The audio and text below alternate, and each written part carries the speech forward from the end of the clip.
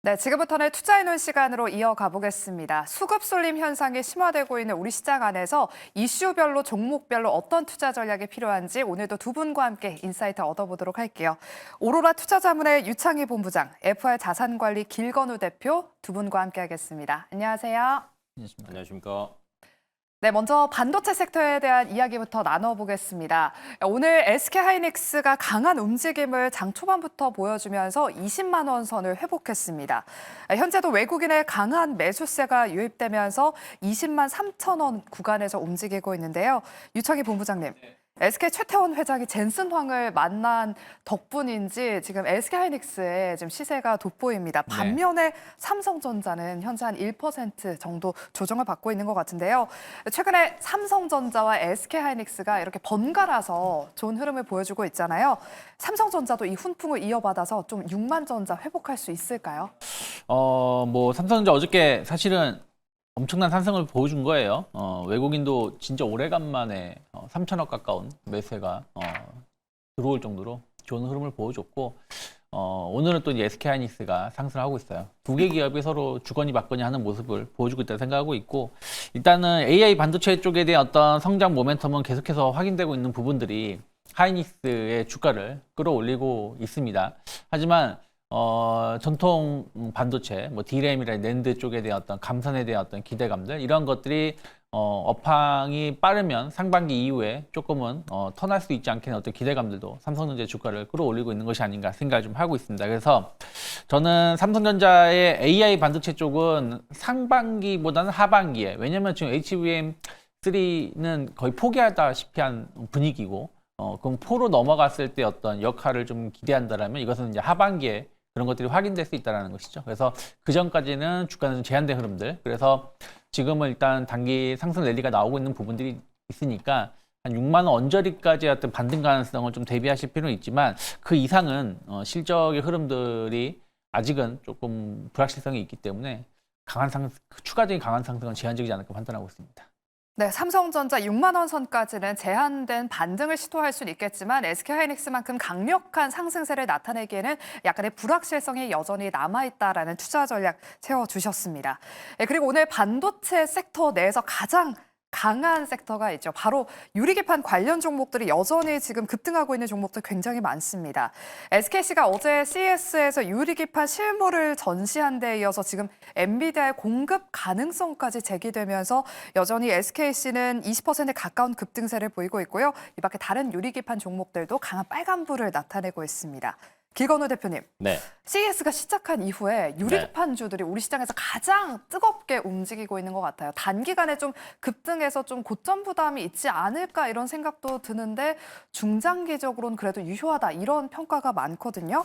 우리 길건우 대표님은 유리기판 관련 종목들 어떤 대응 전략이 필요하다고 보실까요? 방금 얘기하신 게 거의 비슷한 것 같아요. 그러니까 단기적으로 사실은 너무 빨리 오르면은 사실 차익 실현 나올 확률이 굉장히 높아지잖아요. 그러다 보니까 조금 부담스럽다라고 이제 생각을 하시면 될 것 같고, 최근에 이런 얘기들도 있더라고요. 젠슨 왕이 한마디만 하면 주가는 움직인다. 그러니까. 라는 얘기가 있을 정도로 그런 얘기도 제 뉴스 막 검색하다 보니까 불닭볶음면 좋아하는지 한번 물어봐 주실래요? 이런 맞아요. 얘기들도 있더라고요. 그만큼 그 젠슨 왕의 발언 때문에 사실은 올라간 거고, 최 회장도 저는 사실은 굉장히 잘 CES를 활용했다라고 생각이 되는 게, 그 유리판을 붓에 이제 전시를 했잖아요. 가자마자 바로 얘기했거든. 방금 팔고 왔다.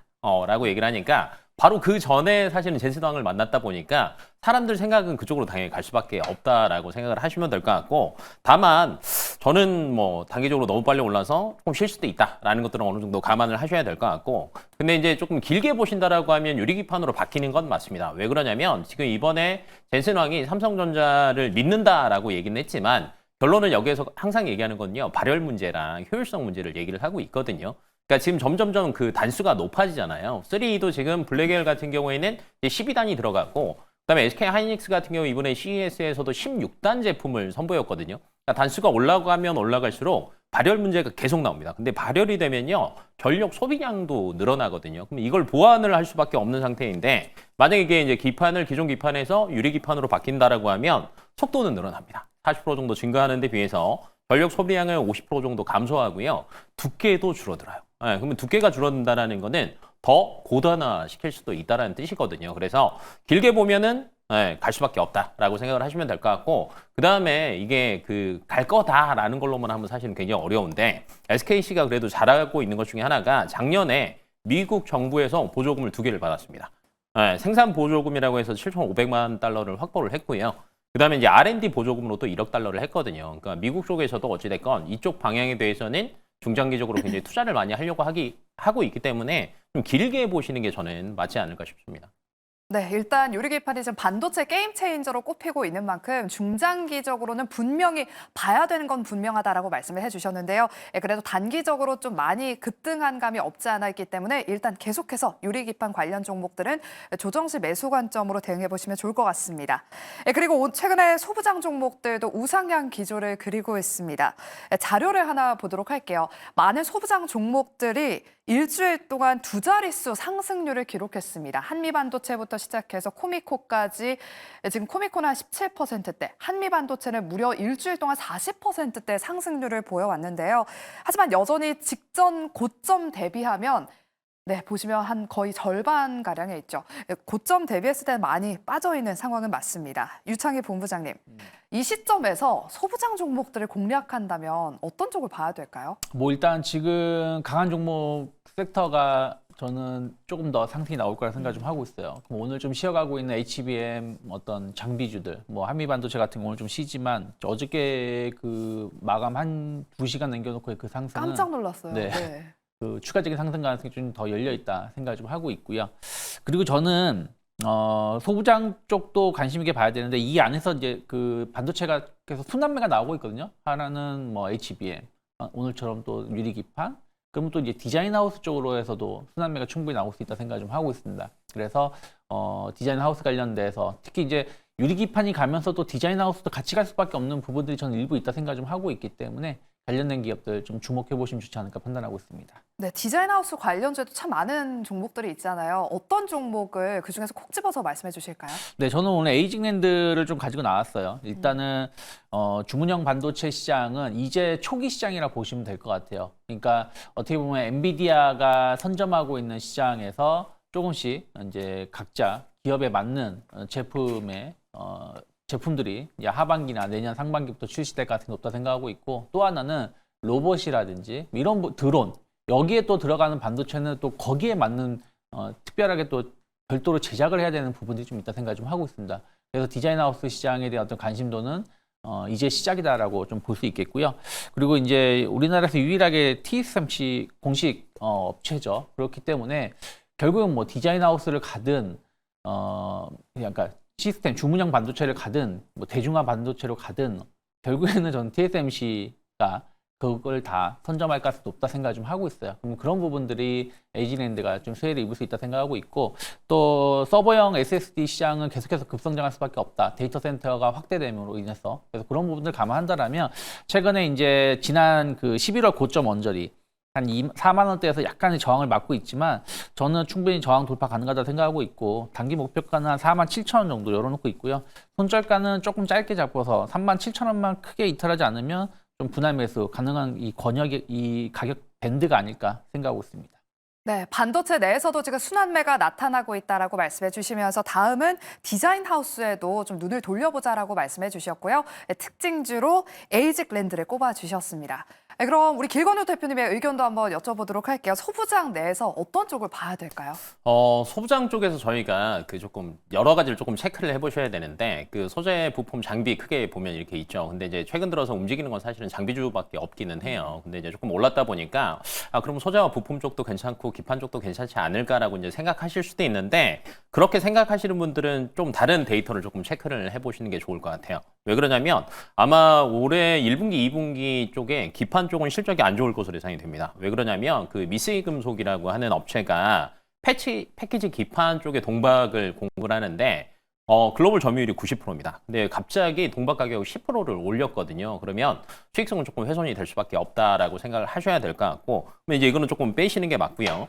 그다음에 이번에 이제 12월 달에 12월 달에 수출입 동향이 나왔는데, 여기서 조금 많이 올라간 게 eSSD 수출량은 늘었어요. 근데 이제 기존의 D램과 낸드 같은 경우는 조금 많이 빠졌거든요. 그러면 4분기 실적과 1분기 실적이 그래도 괜찮을 쪽은 ESSD라고 생각을 하시면 될 것 같고, 그럼 관련 기업 이제 찾아보시면 많이 있겠지만 대표적으로 이제 삼행전자, 삼화전기 있잖아요. 그러니까 기판 쪽은 조금 피하면서 이쪽에 콘덴서나 이런 쪽으로 뭐 특징을 가지고 있는 기업들도 저는 괜찮을 것으로 보이고 있고, 그다음에 최근에 이제 MS도 얘기를 하는 게 뭐 1년에 800억 달러씩 투자를 하겠다라고 얘기를 하고 있는데, 그렇다라고 하면 결론은 또 GPU 사는데 돈을 쓸 거거든요. 그러면 삼성전자나 SK하이닉스나 이쪽에 대한 장비는 꾸준하게 어찌됐건 캐파는 확보를 하고 증설도 해야 됩니다. 그럼 여기서 이제 조금 수혜를 볼 수 있는 게 대표적인 게 저는 하나마이크론 또 보고 있어서 뭐 이런 기업들도 조금 체크해 보시면 좋을 것 같습니다. 네, 결국엔 가는 쪽이 더 잘 간다. 그래서 소재 기판 쪽보다는 장비 쪽을 계속해서 봐야 되고, 그 아래에서 특징주로 삼형전자와 삼화전기, 하나마이크론까지 꼽아주셨습니다. 이렇게 반도체 섹터에 대한 투자 전략은 여기까지 들어보도록 하겠고요. 이어서 두 번째로 자동차 섹터 이야기 나눠보도록 할게요. 현대차가 미국 전자상거래 플랫폼이죠. 아마존, 우리나라로 치면 약간 쿠팡 같은 그런 사이트인데요. 자동차를 직접 구매할 수 있는 서비스를 시작했다고 합니다. 자동차 업계에서는 최초로 있는 일인데, 그래서 그런지 오늘 현대차 주가도 소폭 반등에 나서는 모습을 보이고 있습니다. 길건우 대표님, 네. 반도체도 그가 많이 떨어졌다 보니까 최근 이렇게 오르고 있는데 자동차 섹터도 많이 빠졌었잖아요. 이제 네. 좀 올라오지 않을까요? 올라갔으면 좋겠습니다. 네. 근데 이제 조금 이제 저희가 한번 생각을 해보셔야 되는 게, 아마존이랑 손을 잡고 이제 했어요. 그래갖고 이제 15분 만에 살 수 있답니다. 쉽게 생각하면. 근데 이게 정말 많이 도움이 될까라는 것들은 아직 시장에서는 물음표인 것 같습니다. 그러다 보니까 아직 시장에서 크게 주가가 반영되지 않고 있다라고 생각하시면 될 것 같고요. 근데 이제 지금 최근 들어서 그 현대차뿐만이 아니라 글로벌 완성차 업체들이 테슬라의 전략을 조금씩 따라가려고는 하고 있어요. 왜냐하면 처음에 테슬라가 오프라인에서 매장을 통해서 판매 전략을 취한 게 아니라 그냥 어플 만들어서 온라인 공간에서 여기 들어와서 사게 만들었거든요. 야, 근데 그게 사람들이 차를 사는데 가서 직접 타보고 사야지 이게 얼마나 효과가 있겠어? 라고 했는데 효과가 굉장히 많았고요. 테슬라의 실적이 굉장히 좋았던 가장 큰 이유 중에 하나가, 저는 이런 고정 비용을 조금 줄였던 것들도 굉장히 크다라고 보고 있거든요. 이제 현대차 입장에서는 아마 이런 걸 통해서 실적이 조금 더 괜찮아지는 모습을 보인다라고 하면 주가는 덜어질 수 있습니다. 그럼 이제 어떤 걸 체크를 하셔야 되냐면, 사실은 지금 뭐 24년도에 현대차가 총 판매한 게 414만 대 정도 차량을 판매를 했거든요. 근데 이제 기존의 목표가 424만 대 정도였어요. 근데 뭐 완벽하게 100% 채우지는 못했지만 거의 한 3, 4% 정도 부족하게 채우긴 했어요. 그리고 올해 이번에 25년도 목표치를 이제 말을 했는데 동일합니다. 작년과 동일하게 414만 대가 목표입니다. 그러니까 크게 달라지는 건 없다라는 거예요.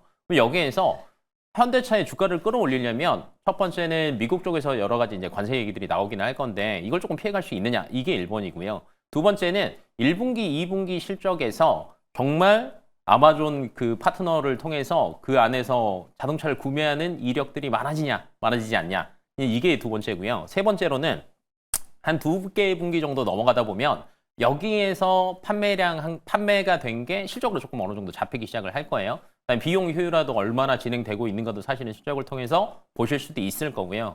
그러면 그때쯤 주가가 사실은 이제 저희가 원하는 주가만큼 가지 않을까라고 예상이 되고 있어서, 사실 지금 상황에서는 이제 갈 때 되지 않았어라고 먼저 움직이는 것보다는 저는 안전하게 조금 체크 다 해보시고 가시는 게 좋지 않을까 싶습니다.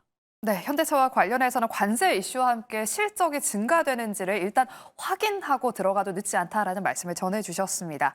그리고 아마존 이슈만 이 현대차 그룹에 있는 게 아니었는데요. 오늘 올해 24조 3천억 원을 국내 투자할 계획이라고 밝혔습니다.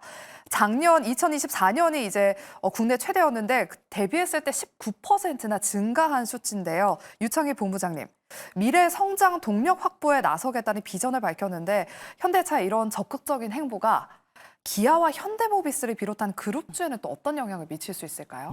일단은 엄청난 투자죠.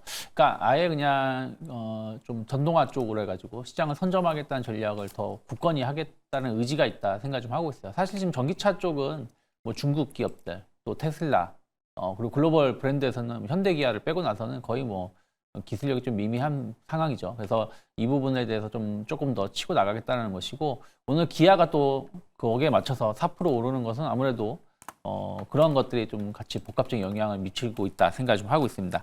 그리고 또 하나는 저는 이제 현대 글로비스냐 현대 모비스냐, 저는 현대 글로비스가 좀 중요하다 생각을 좀 하고 있어요. 어쨌든 정의선 회장 관련해가지고 어떤 지분 정리가 좀 필요한 부분들도 좀 있고 또 현대차 그룹이 투자를 했을 때 거기에 가장 크게 협력을 해야 되는 게 현대 글로비스의 위치라고 생각을 좀 하고 있습니다. 그래서 최근에도 보면은 대규모 계약이 나오면서 주가가 많이 올라왔었고 또 배당이라든지 이런 부분들을 감안한다라면 저는 현대모비스보다는 현대글로비스의 주가가 조금 더 탄력 있게 움직일 수 있다 생각하고 있고 그 다음에 이제 현대모비스 역시 마찬가지로 부품 쪽으로 해가지고의 매출 성장 동반해서 늘어날 가능성 대비해야 되지 않을까. 그래서 사실은 뭐 현대차 뭐 자동차만 본다라면 현대차라든지 기아 완성차 업체는 그리고 뭐 부품은 현대모비스 그리고 부품 그리고 물류 쪽을 감안한다라면 현대글로비스 이렇게 4개 기업만 보시면 좋지 않을까 판단하고 있습니다.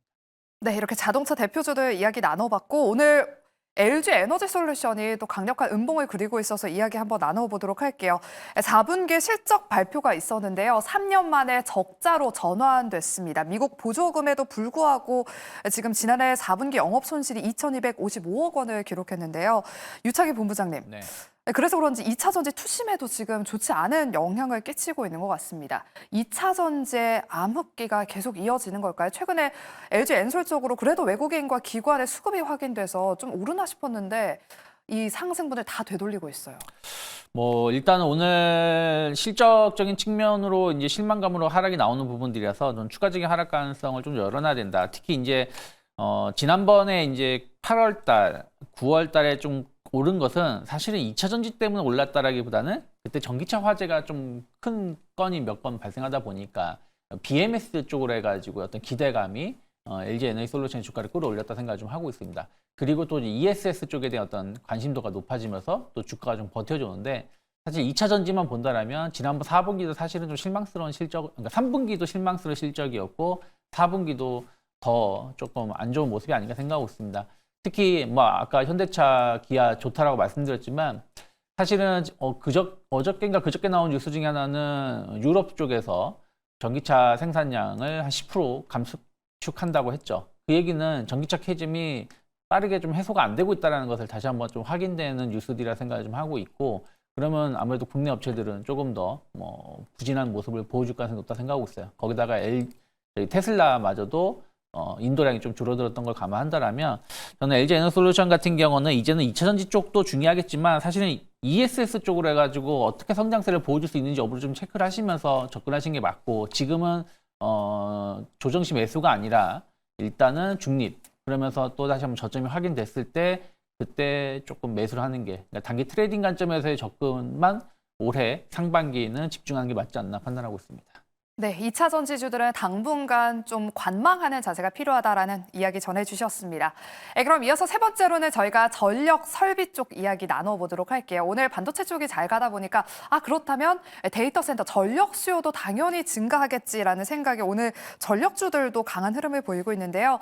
특히 LS 일렉트릭과 LS 에코에너지가 지금 강력한 흐름을 보이고 있습니다. LS 에코에너지 여전히 14%대 급등세 보이고 있고요. LS 일렉트릭도 6%대 상승세를 보이고 있습니다. 기건우 대표님, 네. 지금 LS 에코에너지는 특히나 AI 데이터 센터 수요 증가의 수혜주로 지금 증권가에서 콕 집어서 이야기하면서 상승폭을 더 키운 것 같은데요.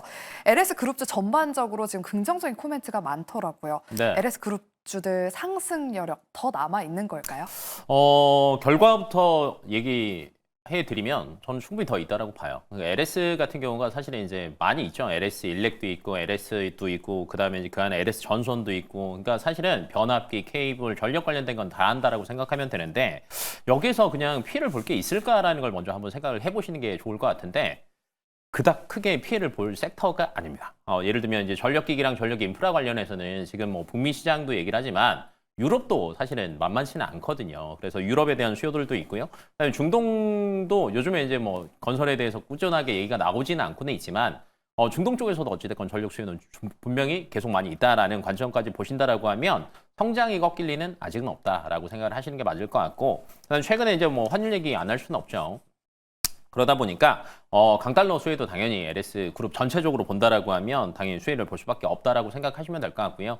그다음에 이제 저희가 이제 변압기 얘기 사실은 굉장히 많이 하잖아요. 근데 이제 초과 변압기가 현재 워낙 뭐 북미도 그렇고 유럽도 그렇고 중동도 그렇고 수요가 굉장히 많다 보니까 공급이 여전히 굉장히 타이트합니다. 그러니까 공급이 타이트하다라는 거는 우선 가격이 안전하게 방어가 된다라는 뜻인데요. 근데 이게 이제 계속 지속되는 것보다는 어찌됐건 증선을 해서 매출을 더 올리는 게 굉장히 중요한데 LX렉이 아마 올 하반기 조금 더 이제 속도를 빨리 낼 것 같기는 하지만 하반기 때쯤 되면은 초과 변압기를 증선을 완료를 할 것 같아요. 그러다 보면은 이거에 아마 1분기, 2분기 넘어가면서 또 주가에 또 선반영이 좀 어느 정도 되지 않을까라고 또 예상이 되고 있고 최근에 또 이제 미국 자회사 같은 경우에는 또 프리 IPO 했는데 2억 달러 좀 성공을 했습니다. 그러다 보니까 또 부각이 되고 있는 것 같아요. 뭐 예를 들어서 이제 그 에식스 솔루션스가 이제 미국 자회사인데 건선 시장에서 본다라고 하면 세계 1위거든요. 근데 여기에 또 들어가는 게 건선이 대용량 변압기에도 또 들어갑니다. 네, 그러다 보니까 이쪽에 대해서는 정말 굉장히 잘하고 있다라는 관점으로 보시는 게 좋을 것 같고 그러면 이제 사실은 이제 수급 자체가 그렇게 좋지 않기 때문에 올라갈 때도 있지만 사실은 어느 정도 올라가고 나면 조금 조정이 돼요. 사실 이제 과거에 저희가 전력주들 얘기할 때는 중장기로 쭉 보셔도 됩니다라는 말씀들도 많이 드리긴 했지만 그러면 수익률이 의외로 그렇게 좋지는 않을 수도 있습니다. 왜냐하면 악재가 없으니까 그냥 조용히 계속 가거든요. 네, 급등 급락은 거의 없다라고 생각하시면 될 것 같아요. 그러면 모으시다가 어느 정도 이제 기존 전고점 가까이 갔다 아니면 전고점에서 한 10% 정도 올랐다라고 하면 그때 조금씩 차익 실현하시고 또 조정될 때 또 매수하시고 이렇게 꾸준하게 트레이딩을 하시는 것도 저는 나쁘지 않다라고 봅니다. 네, 트레이딩 관점에서 또 말씀해 주셨고 LS 그룹주들의 추가 상승세 한번 기대해 보도록 하겠습니다. 그럼 마지막으로는 많은 개인 투자자분들이 지금 관심 가져 보실 만한 그런 섹터인데요. 로봇주와 양자 컴퓨터 관련 종목들 투자 전략 한번 세워보도록 할게요.